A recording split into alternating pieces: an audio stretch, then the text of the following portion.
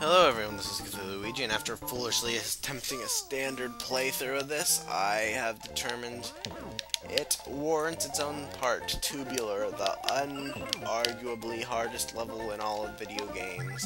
Move over, Ninja Gaiden.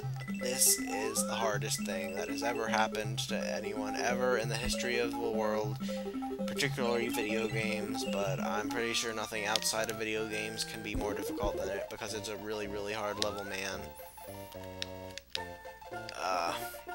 Yep, but I've practiced at it, and this is probably going to be for naught after all the epic fails you have seen in the last part, assuming I keep them in, which I believe I shall. And yeah, stuff like that happens too if you forget to get the one underneath that first charging chuck, which is kind of hard to do, and sometimes I'm able to get the next one before getting that one, so I don't always try for it, and apparently that was the time I should have tried for it, but we will make up for these shenanigans in times to come, where we will beat it smoothly and without a problem. Because with this level, it's truly all or nothing. You cannot miss one of the P-balloons and say, oh, well, I could have gotten the rest easily. But not this one. It is, if you miss one P-balloon, you deflate, you are screwed utterly. However, this time I shall get the P-balloon hidden inside Chuck's thingy. And the other P-balloon, oh wait, that doesn't even have a P-balloon. I think this is the next one. And really, this is not so hard of a level, assuming you get a lucky run as I did. So that last part was abnormally short for no real reason, but I guess better than the ones that are abnormally short due to lack of commentary. And I might have jinxed this part into dying, but you know what, I will post commentary this for the spectacular occasion of Tubular. Oops, you have to do this right, or else you die. I forgot about that little aspect. As a good non-cheater, there is absolutely no way I would skip any of the special worlds, as they were specifically intended to be hard, and it would be against the spirit of the game to use any kind of mechanics to make them easier in any way. Do you not agree, loyal YouTubes? I think you do, because it is the only acceptable opinion to have on the matter. Really. No way any kind of jumping mechanics would be able to break it, and the game would still be able to be called fairly beaten. It is simply not something that is done. Noobs, scrubs, pros, and tourney fags view this matter alike. Special World is a special world and not meant to be easy and skippable like the rest of Super Mario World. As such, things like that happen when I cleverly try to clever my way out of them. And know what? That dumb rant I was ranting has a point, and I'm not going to dick all you childrens out of watching me be a special world special player.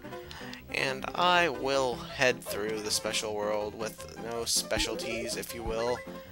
That power-up is incredibly useful. I guess there's some way to get it if you're good, but I'm not feeling particularly good right now, as my youthful energy is slowly being replaced with a sloth due to the fact it is 4 in the morning.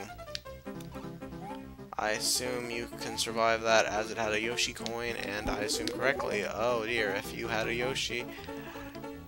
Good game, special world, that is the end for you, and that actually sounds like quite a nice idea. Again, it seems unfair to cheat the special world out of its special qualities, such as being annoyingly difficult, but I think the Yoshi wings were put there for a reason. It wants me to have a Yoshi again after so cruelly robbing me from it in Tubular. And I guess doing that well in Tubular with so few tries will be balanced out by having to spend so much time on, what is it called? Gnarly Tubular Way Cool. Sounds like a Sonic the Hedgehog thing to say. I don't know. I'm not a furry.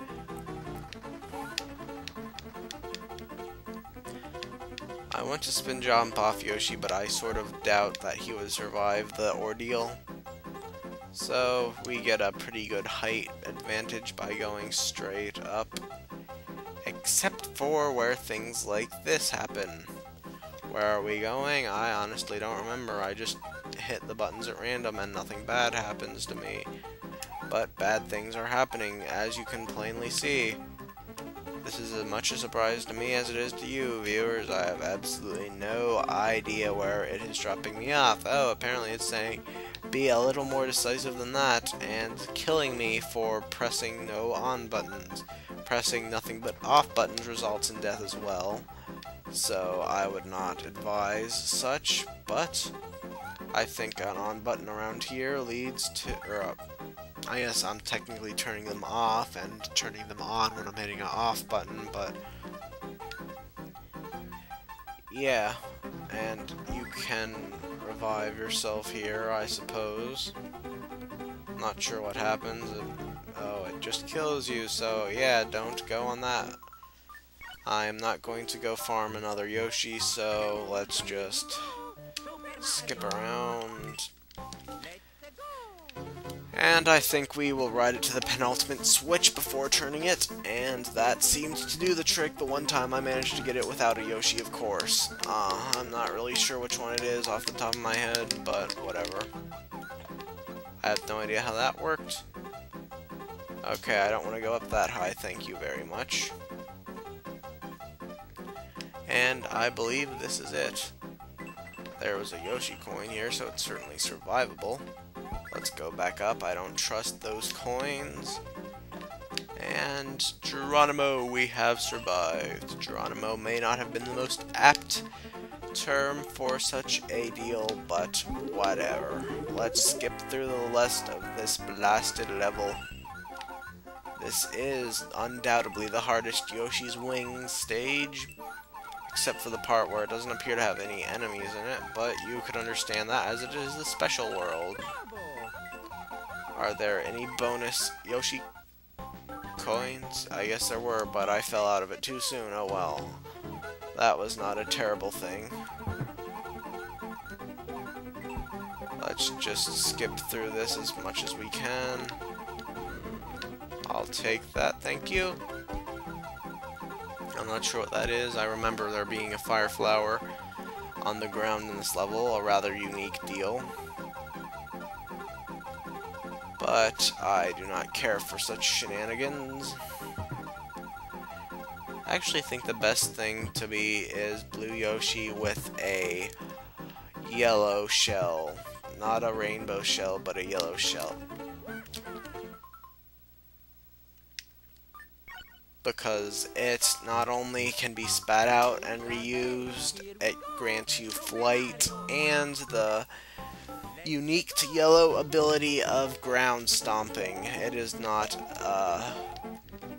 terribly common, but it is definitely better than the red shell, which you cannot spit out again, which ironically is the most common next to the otherwise useless green shell, I suppose. I'm not sure. Red and green seem to be tied, with blue being rare and yellow being an outright abnormality. But enough of my unresearched tendencies, or I guess it's researched, but not very thoroughly. I mean, I haven't actually kept a tally, I'm just guessing, really. And I hate the blue shoot ones because they kick it at you, and I don't like being kicked at. It's not very nice. The yellow ones hop in and turn it rainbow, I think. And I have no idea what the red ones do. They probably slide or something weird like that.